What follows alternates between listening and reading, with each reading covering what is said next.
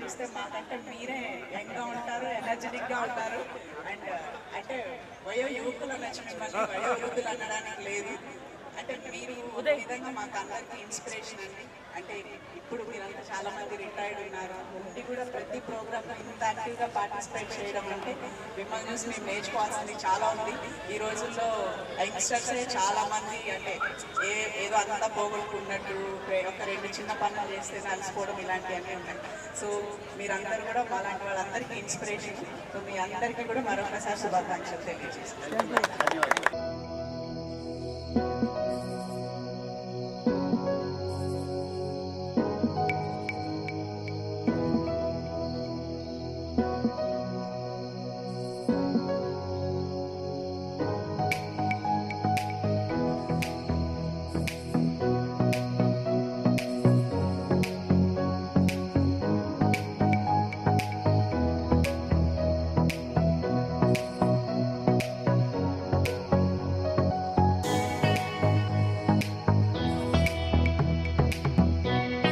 ఈరోజు వయోవృద్ధుల దినోత్సవం సందర్భంగా అందరికీ శుభాకాంక్షలు.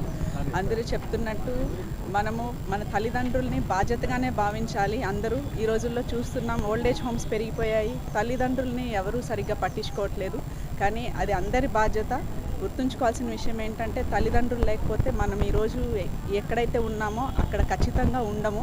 కాబట్టి మన కోసం ఎన్నో త్యాగాలు, ఎన్నో సాక్రిఫైజెస్ చేశారు, ఎన్నో కష్టాలు పడి తల్లిదండ్రులని మనల్ని ఇంత మంచి ప్లేస్లో పెట్టిన తర్వాత వాళ్ళకి ఒక వయసు వచ్చిన తర్వాత మనం ఇచ్చేది ప్రేమ, అనురాగం, ఆప్యాయత. ఇవే. వాళ్ళే మన నుంచి బంగారం ఇవి కోరుకోరు. వాళ్ళు కోరుకునేది కలిసి ఉండడం, మనతో, మన నుంచి చిన్న ప్రేమ. కాబట్టి ఇవన్నీ కూడా మనం వాళ్ళకి అందించాల్సిన బాధ్యత అందరి మీద ఉంది.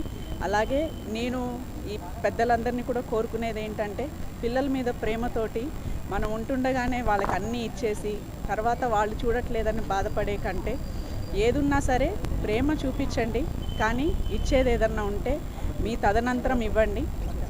తద్వారా మీకంటూ కొంత ఫైనాన్షియల్ ఇది కూడా సపోర్ట్ ఉంటుంది. కాబట్టి ఇది కూడా పెద్దలందరూ కూడా గుర్తించాలి. పిల్లల మీద ప్రేమ ఉంటే సరిపోతుంది. అంటే మనం ఆస్తులు ఇస్తేనే పిల్లలు చూస్తారు అనుకునేదైతే పొరపాటు. పిల్లలందరూ కూడా బాధ్యతగా తల్లిదండ్రులను అందరినీ చూడాలని కోరుకుంటున్నాను. Thank you. వయోవృద్ధుల దినోత్సవ శుభాకాంక్షలు. ప్రతి ఒక్కరు కూడా వాళ్ళ పేరెంట్స్ని, వృద్ధులని, వాళ్ళ గ్రాండ్ పేరెంట్స్ని అందరినీ కూడా రెస్పెక్ట్ చేయాలని చెప్పేసి కోరుకుంటా ఉన్నాను. వారికి ఏ విధమైనటువంటి అసౌకర్యాన్ని కలిగించకుండా వాళ్ళకి కావాల్సినటువంటి ప్రేమను, వాళ్ళకి కావాల్సినటువంటి సహాయ సహకారాలని ఈ వయసులో అంటే వృద్ధాప్యంలో వాళ్ళకి రిక్వైర్మెంట్ ఉంటుంది కాబట్టి వాళ్ళని ఆదరించాలని చెప్పేసి కోరుకుంటున్నాను. వయోవృద్ధులకు మరి శుభాకాంక్షలు తెలుపుతూ, మరి పెద్దలు పిల్లల్ని చాలా ప్రేమగా పెంచుతారు. మరి వాళ్ళను ఆలన పాలన చూసుకొని పెద్దయిన తర్వాత వాళ్ళను పక్కకు దోచడం అనేది చాలా బాధాకరమైన విషయము. ఎందుకంటే తల్లిదండ్రిని ప్రేమగా చూసుకుంటేనే మరి పిల్లలకు భవిష్యత్తు ఉంటుంది. ఏ తల్లిదండ్రినైనా కానీ మరి ఆశ్రమంలో పెట్టడము, మరి బయట దేశాలలోకి వెళ్ళడము, వాళ్ళకి డబ్బులు పంపిస్తాము, మేము ఆశ్రమాలలో ఉంచుకోండి, వృద్ధాశ్రమంలో పెట్టడము చాలా కష్టంగా అనిపిస్తుంది. మరి అలాంటి పిల్లలు తల్లిదండ్రి చనిపోతే కూడా రాకపోవడం కొందరిని చూడడం జరిగింది. అలాంటి పిల్లలు ఉండి ఎందుకు అనేది తల్లిదండ్రి బాధపడుతుంటారు. మళ్ళీ తల్లిదండ్రిని ప్రేమగా చూసుకున్నప్పుడే వాళ్ళు పిల్లలుగా పుట్టి ప్రయోజనం అవుతారు. ఆ తల్లిదండ్రిని బాగు పెట్టడమే తన కర్తవ్యంగా భావించి అందరూ చక్కగా చూసుకోవాలనేదే నా కోరిక. ఎందుకంటే తల్లిదండ్రులను, అత్తమామలను, తాతాముత్తలను, పద సంపదను కలిగి ఉన్న వాళ్ళే చాలా మంచిగా ప్రయోజకులు అవుతారని నేను కోరుకుంటున్నాను. నాటి వయోవృద్ధుల దినోత్సవం సందర్భంగా సమస్త వృద్ధులకి నా యొక్క నమస్కారము. ఈ వయోవృద్ధుల రోజు మాత్రమే కాకుండా సంవత్సరంలో 365 రోజులు ఎవరైతే పెద్దలను గౌరవిస్తారో, ఎవరైతే మన పెద్దల్ని, ఎవరైతే వృద్ధులు ఉంటారో వాళ్ళందరిని ఆదరిస్తారో తప్పకుండా వాళ్ళు జీవితంలో చాలా ముందుకు వస్తారన్నది నా యొక్క దృఢమైన సంకల్పము. ఎందుకంటే ఏ ఇంట్లో అయితే పెద్దలు అందరూ జాయింట్ ఫ్యామిలీగా ఉండి పెద్దలను గౌరవిస్తూ దూరంగా ఉన్న వాళ్ళతో ఫోన్లో ఒక 2 నిమిషాలు వాళ్ళతో మాట్లాడించడం వల్ల వారికి ఎంతో ఎనర్జీ ఉంటుంది. వాళ్ళకి మనం ఇప్పుడు ఆర్థికంగా సాయం చేయని అవసరం లేదు, వారికి ఎటువంటి ఆస్తులు అవన్నీ అవసరం లేదు. వృద్ధులకు కావాల్సింది సరైన 3 పూట్ల తినే ఆహారము, మందులు. వారికి 2 మాటలు, ప్రేమగా 2 మాటలు చాలు వాళ్ళకి. ఆ 2 మాటలతో వాళ్ళ జీవితంలో ఇంకొక 10 సంవత్సరాలు వాళ్ళు ఇంకా కూడా ఉండే అవకాశం ఉంటుంది.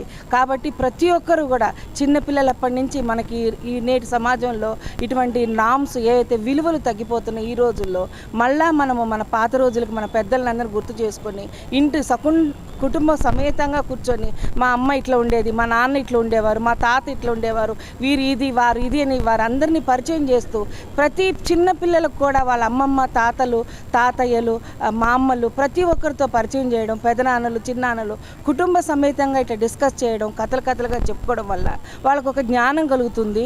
ముందు మన సమాజంలో ఈ రిలేషన్స్ అనేవి దూరం అవుతున్న ఈ రోజుల్లో ప్రతి ఒక్కరూ, నేను ఒకటే మాట చెప్తాను, మన తల్లిదండ్రులు చూస్తే రేపు మన బిడ్డలు మనల్ని చూస్తారు. కేవలం ఈ యొక్క నిదానంతో ముందుకెళ్లాలని నేను అనుకుంటున్నాను.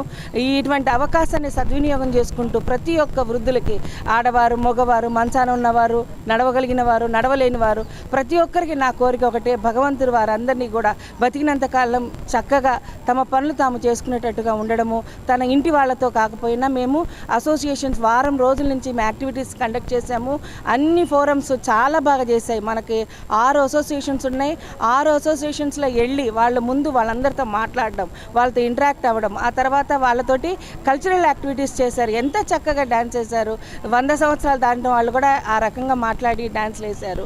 వాళ్ళల్లో అవగాహన పెంచినాము, వాళ్ళలో ఒక రకమైన బూస్టింగ్ ఇచ్చాము. వాళ్ళు అదే అంటున్నారు, సంవత్సరానికి ఒక్కసారి మీరు ఇలా వస్తే బాగుండని చెప్పి వాళ్ళ కోరిక తెలియబుచ్చారు.